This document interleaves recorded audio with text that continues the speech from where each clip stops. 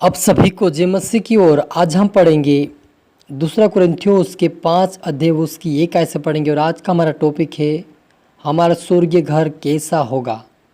तो यहाँ पर लिखा है, क्योंकि हम जानते हैं कि जब हमारा पृथ्वी पर का डेरा सरीखा घर गिराया जाएगा तो हमें परमेश्वर की ओर से स्वर्ग पर एक ऐसा भवन मिलेगा जो हाथों से बना हुआ घर नहीं परंतु चिरस्थायी है। इसमें तो हम कहराते और बड़ी लालसा रखते हैं कि अपने स्वर्गीय घर को पहन ले कि इसके पहनने से हम नंगे ना पाए जाए। और हम इस डेरे में रहते हुए बहुत से दबे कहराते रहते हैं, क्योंकि हम उतारना नहीं वरन पहनना ही चाहते हैं, ताकि वह जो मरण हर जीवन में डूब जाए। जिसने हमें इसी बात के लिए तैयार किया है वह परमेश्वर है, जिसने हमें बयान में आत्मा भी दिया है। हालेलुया। मिलकर प्रार्थना करें।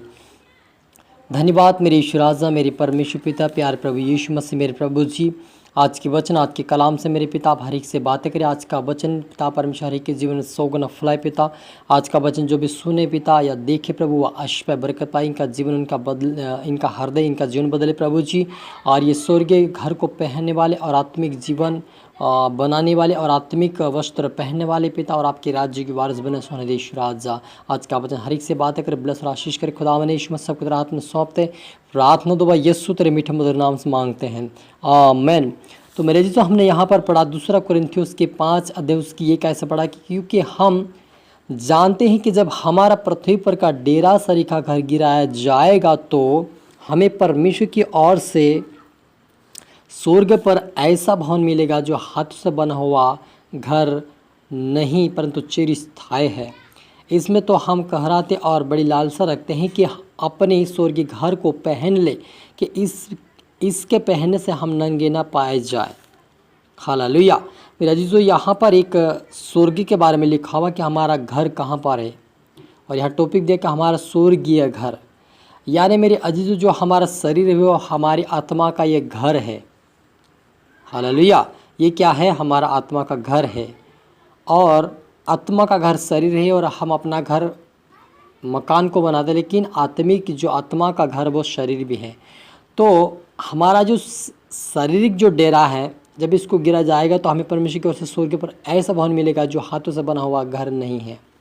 हालेलुया। तो मेरे अजीजों, जब हमारा जीवन जिस दिन हमारी उम्र पूरी हो जाएगी या उम्र पूरी होने के बाद जब हम मर जाएंगे तो हमारी आत्मा उस खुदा के पास जाएगी जहाँ पर उन्होंने आप और मेरे लिए घर बना कर रखा है, वो स्वर्गीय घर है।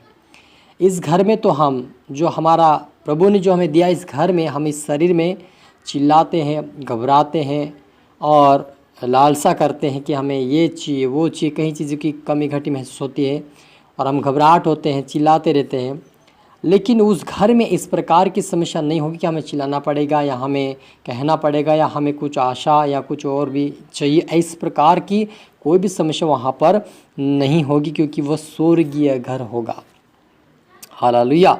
तो मेरे अजीजों, तो हमें इसे आशा रखना चाहिए कि हमें स्वर्गीय घर को पहन ले और पहनने से हम नंगे ना पाए जाए। मेरे अजीजों, ये स्वर्गीय घर क्या है? ये आत्मिक वस्त्र जो आदम और हवा जब पाप किया तो उनके जीवन में जो आत्मिक वस्त्र थे, जो उनका आत्मिक जो घर बना हुआ था, वो उनके जीवन से चला गया और वे शारीरिक रीति से आ गए और वे पत्ते ढकने लगे, क्योंकि उनके पास जो आत्मिक घर था, जो आत्मिक शरीर था, वो चला गया।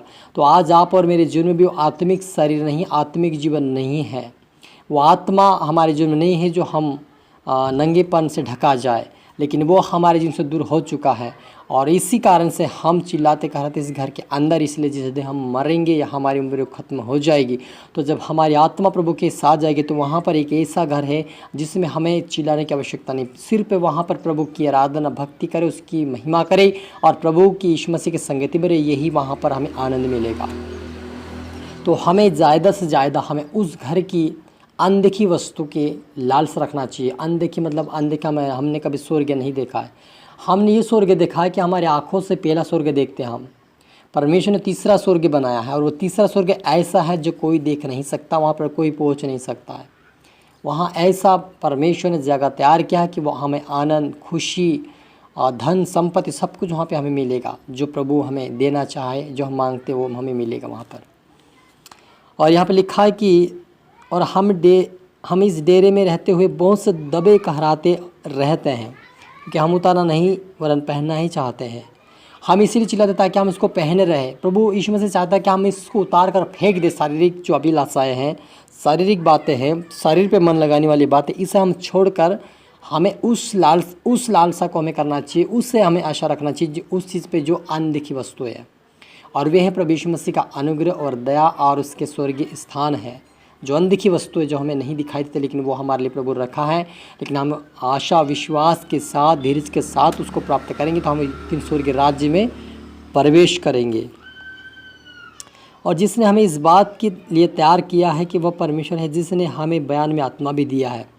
प्रभु यीशु मसीह आप और मुझे बयान में जो हमारे जीवन में जो आत्मा दिया है, वह इसीलिए दिया ताकि हम उस अनदेखी वस्तु पे विश्वास करें, उस स्वर्गीय घर के आशा में रहें। हम इसीलिए वो आत्मा दिया है ताकि हम आत्मिक रीति से संसार में रहें और आत्मा के द्वारा हम शरीर के कामों को त्याग कर हम आत्मा के काम प्रकट करें और आत्मिक रीति से जीवन जीते हुए उस खुदा के राज्य की वारिस बने। ये प्रभु यीशु मसीह चाहता है, इसलिए वह आप और मुझे आत्मा दिया है। आप और मुझे आत्मा इसलिए दिया है ताकि हम शरीर के अभिलाषों को पूरी ना कर सके, क्योंकि ये शरीर जो है आत्मा के विरोध में और आत्मा जो है शरीर के विरोधी, एक दूसरे के विरोधी और बेरी है।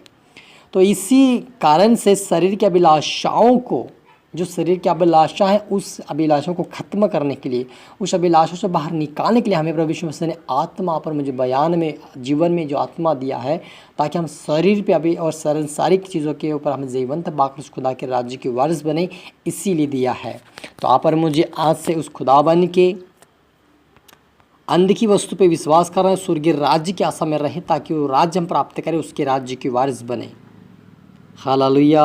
अतः हम सदा धैर्य बांधे रहते हैं और यह जानते हैं कि जब तक हम देह में रहते हैं तब तक प्रभु से अलग हैं, क्योंकि हम रूप को देखकर नहीं पर विश्वास से चलते हैं।